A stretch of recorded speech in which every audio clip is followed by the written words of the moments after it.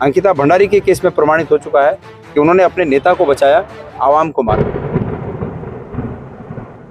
कांग्रेस जो है अंकिता के मामले पे राजनीति कर रही है, वोट बटोरने की कोशिश कर रही है।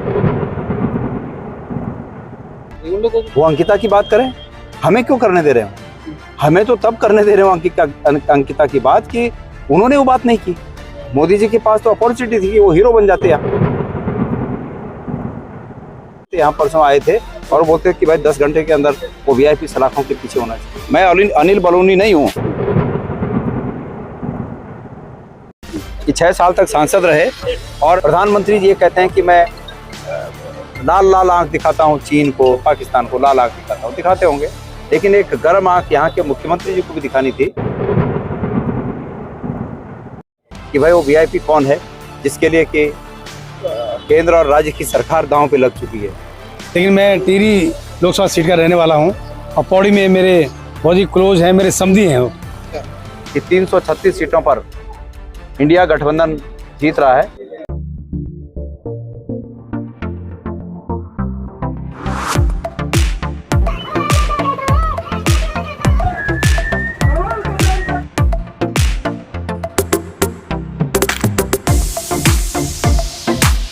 की रैली के बाद आपको लगता है कुछ लोगों के माइंड डाइवर्ट हुए? देखिए, मैं किसी दूसरे का नाम नहीं लेना चाहता, लेकिन मैं उम्मीद करता था कि मोदी जी ऋषिकेश में आए हैं तो वो अंकिता भंडारी के बारे में कुछ कहेंगे। प्रधानमंत्री जी ये कहते हैं कि मैं लाल लाल आंख दिखाता हूँ चीन को और तमाम पड़ोसी देशों को, पाकिस्तान को लाल आंख दिखाता हूँ। दिखाते होंगे, लेकिन एक गर्म आंख यहाँ के मुख्यमंत्री जी को भी दिखानी थी कि भाई वो वीआईपी कौन है, जिसके लिए कि केंद्र और राज्य की सरकार दांव पे लग चुकी है। तो नहीं, वो नहीं हुआ क्योंकि उनका नेता है। उनकी निष्ठा भारत के आम आदमी के साथ नहीं, अपने नेताओं के साथ है और ये प्रमाणित हो चुका है। अंकिता भंडारी के केस में प्रमाणित हो चुका है कि उन्होंने अपने नेता को बचाया, आवाम को मारा। ये हरियाणा की उन बेटियों के केस में साबित हो चुका है कि उन्होंने अपने नेता को बचाया और उन बेटियों को मारा। ये मणिपुर की उन बेटियों पर साबित हो चुका, वहां उस केस में साबित हो चुका है कि उन्होंने अपने नेताओं को बचाया, उन्होंने अपनी राजनीति को बचाया और उन बेटियों को मारा। तो ये बेटी पढ़ाओ बेटी बढ़ाओ, ये सब जुमले हैं इनके। ये जुमले, ये शब्द जाल हैं जो लोगों को फंसाने का काम करते हैं और हकीकत में इनका इन बातों से कोई सरोकार नहीं है। ये जनता समझ चुकी है। योगी जी आज श्रीनगर में है, स्वागत है उनका। योगी जी इसी यमकेश्वर क्षेत्र में जहाँ अंकिता की हत्या हुई जी, उनका स्वागत है। देखिए, मेरी बात सुनिए। योगी जी के बारे में मेरा ये कहना है कि हमें खुशी है इस बात की कि वो हमारे प्रदेश से हैं और अतीत से, जब से भारत आज़ाद हुआ, उत्तराखंड के लोगों का उत्तर प्रदेश की राजनीति में मजबूत दबदबा रहा है। उत्तराखंड के तमाम लोगों ने पूरे संयुक्त उत्तर प्रदेश का नेतृत्व किया है।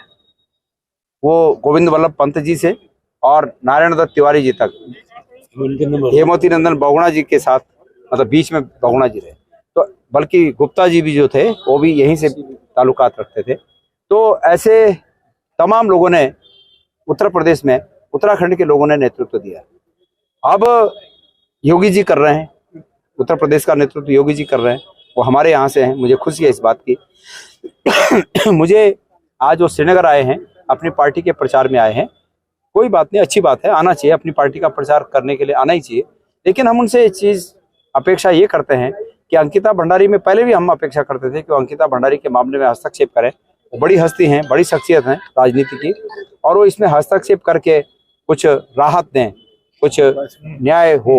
लेकिन अफसोस है कि वो पहले भी उन्होंने ऐसा नहीं किया। और आज मैं उम्मीद करता हूं कि अभी उनका भाषण चल रहा है, अगर ये बात वहां तक पहुंचे कि मैंने इसे मांग की है, तो अगर वो श्रीनगर की भूमि से इस पर कुछ खुलासा करें कि वो वीआईपी कौन है और उसके साथ उनकी पार्टी क्या सलूक करने वाली है, तो अच्छी बात है। खुद योगी जी इसी यमकेश्वर से हैं जहाँ ये घटना। ये कहना है कि कांग्रेस जो है अंकिता के मामले पे राजनीति कर रही है, वोट बटोरने की कोशिश कर रही है। उन लोगों को क्या कहेंगे? तो बीजेपी के लोग ये बात कर रहे हैं, बीजेपी के लोग हमें ना वोट बटोरने दे, खुद बटोरे ना। उनको किसी ने रोका है? वो अंकिता की बात करें, हमें क्यों करने दे रहे हो? हमें तो तब करने दे रहे हो अंकिता की बात कि उन्होंने वो बात नहीं की। बात तो उन्हें करनी चाहिए थी कि अंकिता के साथ अन्याय हो गया। तो हम यही तो कह रहे हैं कि भाई आप बोलिए। मोदी जी के पास तो अपॉर्चुनिटी थी कि वो हीरो बन जाते। यहाँ परसों आए थे और बोलते कि भाई 10 घंटे के अंदर वो वीआईपी सलाखों के पीछे होना चाहिए। तो मैं तो उनको याद दिला रहा हूँ कि भाई आप बनिए, आप आगे आइए, आप हीरो बनिए। वो नहीं कह रहे हैं, तो हमें मौका दे रहे हैं बोलने के लिए, इसलिए हम बोल रहे हैं। अच्छा, आम लोगों का एक सवाल सर, आम लोगों का ये कहना है कि गणेश गोदियाल जमीनी से जुड़े हुए हैं, लेकिन जीतने के बाद हर कोई एक जैसा हो जाता है। लोग मुझे परख चुके हैं। मैं अनिल बलूनी नहीं हूँ कि 6 साल तक सांसद रहे, और मैं नहीं समझता कि वो कोई तारीख बता सके कि किसी एक तारीख को 6 साल में वो रुद्रप्रयाग और चमोली में एक दिन के लिए गए हों MP रहते हुए। तो मैं अनिल बलूनी नहीं हूँ, मैं गणेश गोदियाल हूँ, और मुझे लोगों ने पहले भी अच्छी तरह परखा हुआ है। कांग्रेस का ये कहना कि जल, जंगल और जमीन पर हम हक हकूक देंगे, आवाम को हक हकूक देंगे, ये स्वागत योग्य कदम है।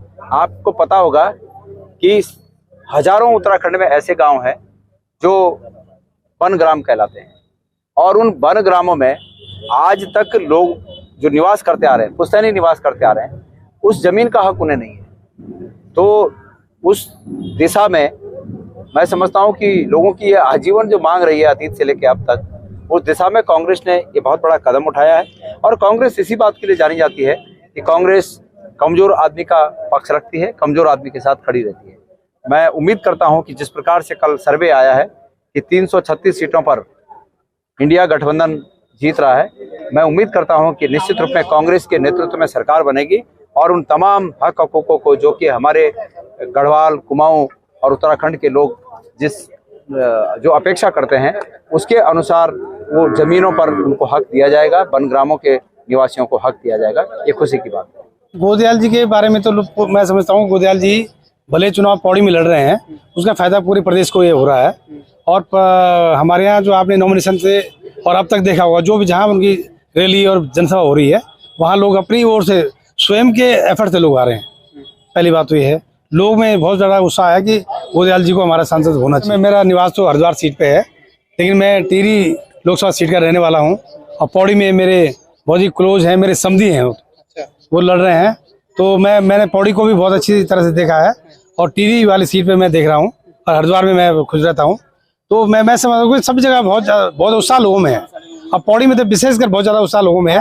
लोग में चाहे नॉमिनेशन वाले दिन देखिए आप, वो मैदान से दुगनी भीड़ वहाँ पर थी, और जहाँ चाहे सतपुली की सभाएं हो, चाहे आज स्वर्गाश्रम आप देख लीजिए, कोटद्वार में देख लीजिए, बहुत सब जगह हमारे लोग खूब अपनी ओर से लोग आ रहे हैं।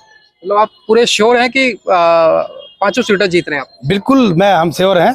स्वर्ग आश्रम चौक में हमारे सांसद प्रत्याशी गणेश गोदियाल जी, जो उत्तराखंड में सबसे ज्यादा लोकप्रिय नेता के रूप में उभरे हैं, और जहां भी उनकी नॉमिनेशन के दिन से पौड़ी में आपने जब उन्होंने नॉमिनेशन किया था, तो एक कारवा जो निकलता है उनके पीछे रेला, और वो रेला खत्म होने का नाम नहीं ले रहा। और भाजपा उस पर बखला वो गई, उन्होंने मोदी तक की, और वो कहती है कि कांग्रेस खत्म होगी। कांग्रेस से नेता आयात हो रहे हैं, लेकिन जनता जो कांग्रेस कार्यकर्ता है वो कांग्रेस को ही वोट दे रहा है, वो आयात नहीं हो रहा है। मेरे को पूरा विश्वास है कि जो कांग्रेस का वोट बैंक है, वो उसको कोई आयात नेताओं के जाने से, आयात जो नेता हुए हैं उनसे कोई फर्क नहीं पड़ेगा। और कांग्रेस 5 सीटों में पूर्ण बहुमत की सरकार कांग्रेस की, उत्तराखंड से 5 सांसद विजय होकर जाएंगे। तो ये थे गणेश गोदियाल, जो पौड़ी लोकसभा सीट से कांग्रेस के उम्मीदवार है, और साफ तौर पे उन्होंने अंकिता भंडारी के मामले में भी कहा, कुछ जो क्षेत्रीय समस्याएं उन पर भी खुलकर बोला। इसके अलावा उन्होंने कहा कि गणेश गोदियाल जो आज है वो जीत के बाद भी रहेगा। मैं अनिल बलूनी नहीं हूं कि दिल्ली जाके 6 महीने यहाँ, इस तरीके का कुछ उन्होंने कमेंट किए हैं। अब देखने वाली बात ये होगी कि जनता जिस तरीके से कहा जा रहा है कि गढ़वाल का लाल गणेश गोदियाल, क्या उनको गढ़वाल का लाल बनाकर संसद में भेजेगी। फिलहाल बने रहे नवक्रांति न्यूज के साथ।